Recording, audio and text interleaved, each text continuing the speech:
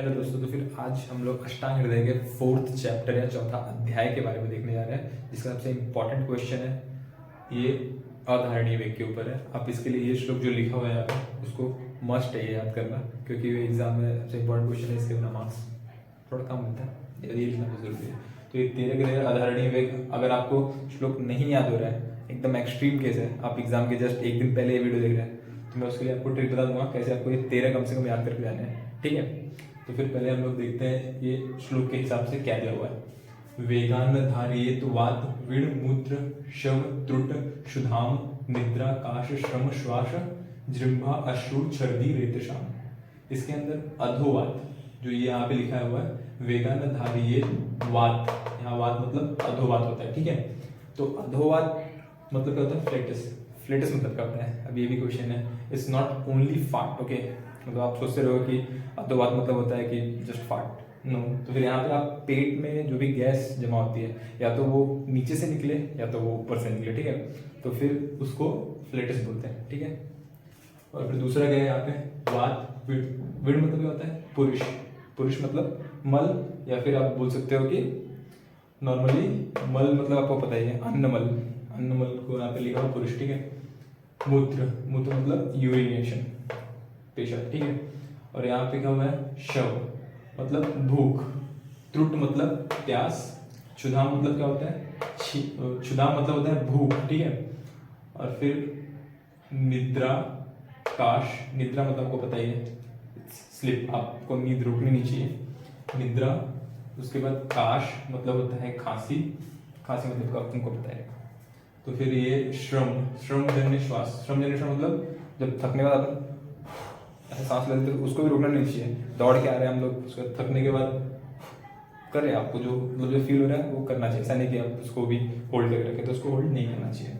और जृंभा, जृंभा मतलब क्या होता है? यौनी, जमाएं, आपको पता रहेगा। अश्रु, अश्रु मतलब क्या होता है? आंसू।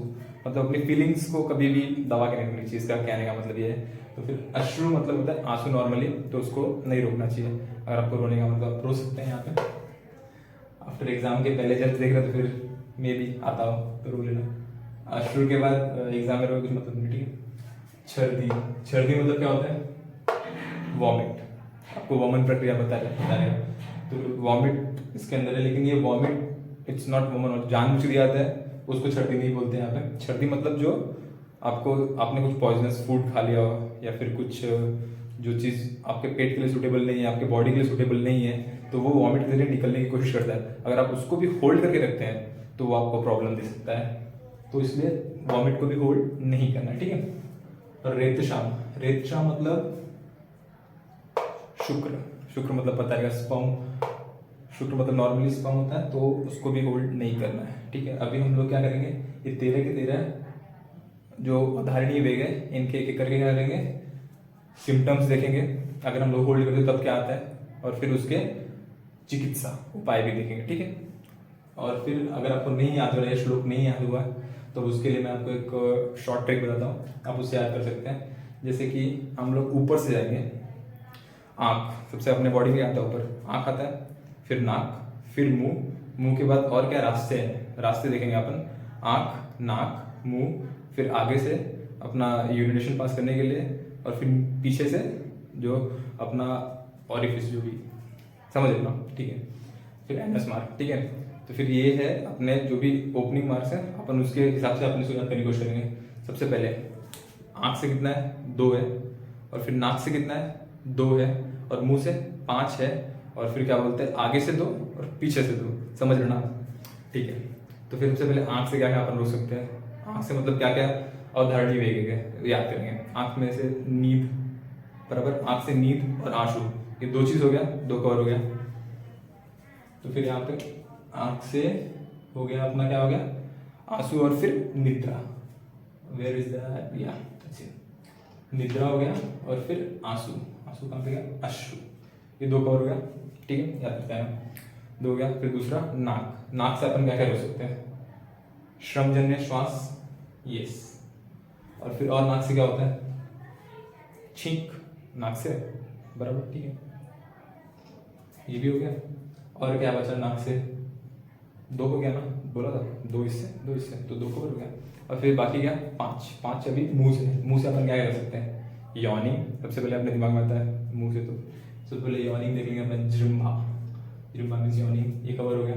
फिर दूसरा क्या है, वॉमिट, छर्दी, ठीक है याद करते हैं, वॉमिट, जृम्भाई, और मुंह से क्या हो सकता है, सोचो भूख, इनटेक मुंह से, ठीक है भूख, तो भूख क्या है, ये रहा भूख। और क्या कितना हुआ, 1 2 3 हो गया।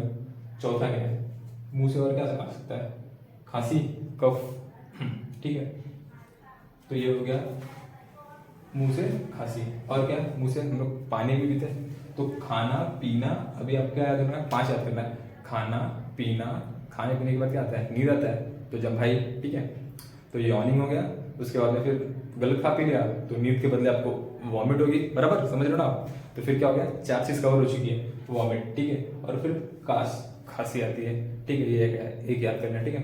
टोटल कितना हो गया, ये 5 हो गया, 2 2 5, ठीक है। और फिर अभी हम लोग देखेंगे यूनिट पास करने के लिए क्या, मतलब सॉरी आगे के मार्क्स क्या है, 2 चीजें हैं, मूत्र, ठीक है, मूत्र और फिर शुक्र, बराबर, मूत्र और शुक्र के लिए एक ही मार्क है, ठीक है।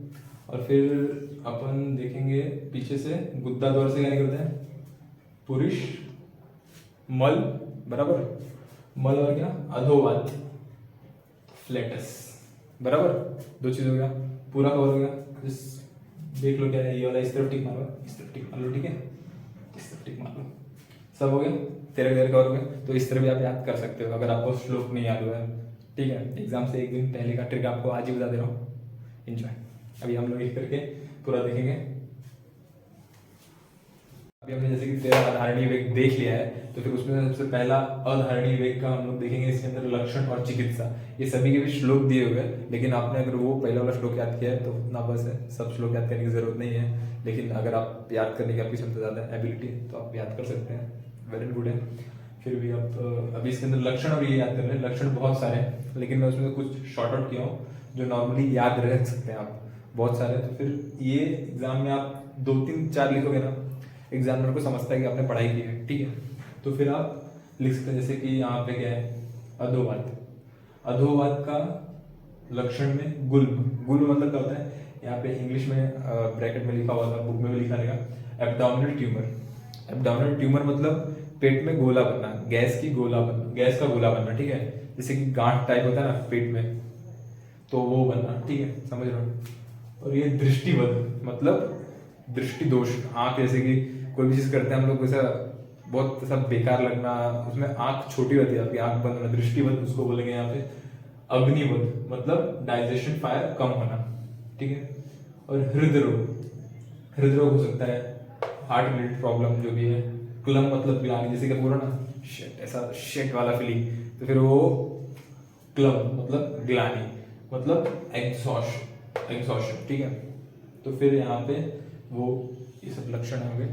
और उसके चिकित्सा देखेंगे हम लोग, स्नेहन मतलब क्या होता है, स्नेहन मतलब होता है घी तेल का पान करना, मतलब उसको ग्रहण करना, क्योंकि स्नेहन यहाँ पे क्या हो गया, ये क्या है, वात है, अधोवात, वात जमा हो रहा है, तो मतलब रुक्षता आ रही है, रुक्षता को किल करने के लिए क्या करना पड़ेगा, वहाँ पे स्निग्धता मतलब वहाँ पे थोड़ा ऑयलेशन टाइप करना पड़ेगा।